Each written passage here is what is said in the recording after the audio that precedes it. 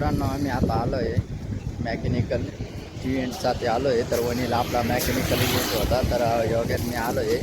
तर आज आम्ही गॅरेजात गेलो आहे, आज सुट्टी काढली आहे.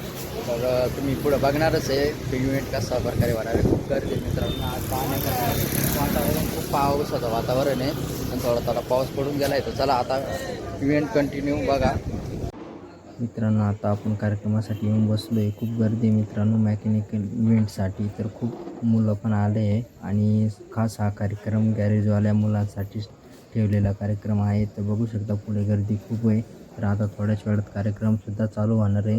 तर मित्रांनो, तोपर्यंत तुम्ही आपल्या चॅनेलला लाईक सबस्क्राईब करून घ्या. आणि आपण या ठिकाणी कार्यक्रम करत आहोत. ॲक्च्युली बॉश कंपनीच्या CSR फंडिंग म्हणून हा कार्यक्रम आहे. यामध्ये बॉश कंपनीला कुठलेही ब्रँडिंग, प्रॉडक्ट मार्केटिंग वगैरे काही त्या हेतून हा कार्यक्रम कंपनीने ठेवलेला नाही. केवळ सामाजिक सेवा आणि सामाजिक उपक्रम या भावनेतून हा कार्यक्रम आजचा या ठिकाणी ठेवण्यात आलेला आहे. त्याच्यामुळे मी जे काय सांगतोय ते नीट काळजीपूर्वक ऐका, कारण तुम्ही जर हे नीट समजून घेतलं नाही तर आजचा हा संपूर्ण कार्यक्रम तुम्हाला लक्षातच येईल. एक असा भाग, अजून एक असा घटक आहे ज्याच्याकडे आपण सर्रास दुर्लक्ष करतो.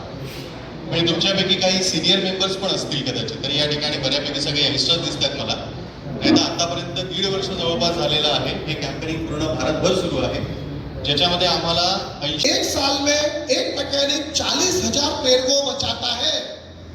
कितना? आपने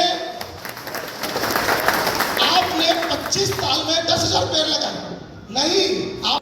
मित्रांनो, आता आम्ही आलो आहे जेवण करण्यासाठी. तर बघू शकता आता सर्वजण इकडे जेवायला बसले आहे साईडला.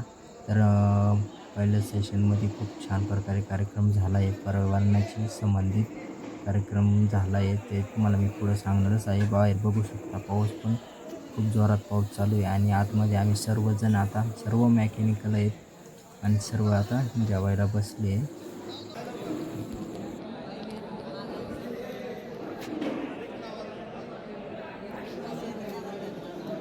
मित्रांनो, तर आता आपला जेवण बिवण झालं आहे, तर आपण आता बाहेर आलो आहे. तर इव्हेंट आताचा खूप छान झाला ना. आता पुन्हा एकदा अजून 10-15 मिनटात चालू होणार आहे, पुढचं सेशन चालू होणार आहे. तर बघूया काय काय येतं. खूप छान माहिती मिळाली आहे.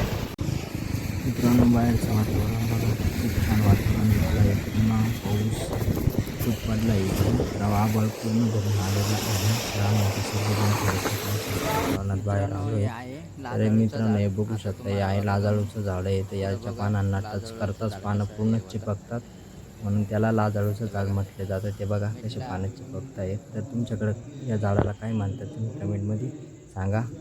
बघा आता पूर्ण पानं चिपकले गेले त्याचे. पाऊस पडल्यानंतर बघा झाडाला कसा पण आला आहे मस्त.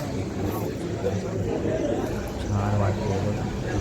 काही झाले. चला आता पुन्हा आपण गुड मॉर्निंग गाईज. तर आपण कालचा ब्लॉग हा एंड नाही केला आहे, तर आज एंड करतो आहे. कारण काल आपण जो मॅकॅनिकलचा इव्हेंट होता, इव्हेंटसाठी गेलेलो, पण तिकडनं यायला खूप उशीर झाला आणि पाऊस पण आला होता. त्याच्यामुळं आपल्याला यायला थोडासा उशीरच झाला होता. त्याच्यामुळं आपण काही काल ब्लॉग एंड नाही केला आहे. तर आजचं वातावरणसुद्धा बघू शकता, पूर्ण डोंगरावरती पूर्ण धुक्का झाला आहे. पूर्ण आभाळ आहे. तर आज पण दुपारीनंतर पाऊस येण्याची दाट शक्यता आहे, कारण 60% पाऊस हा दाखवत आहे. तर बघू शकता आता वरती बघू शकता मस्तपैकी आता हिरव व्हायला तयार झाले. वरती सागाचं झाड आहे, पूर्ण पानं आहे त्याची हिरवे झाले. तर आज कालचा इव्हेंट खूप छान प्रकारे झाला. मी तुम्हाला थोडक्यात इव्हेंटबद्दल माहिती पण सांगणार आहे, कारण तो इव्हेंट कशाबद्दल होता आणि इव्हेंटमध्ये काय काय माहिती घ्यायला आपल्याला भेटली.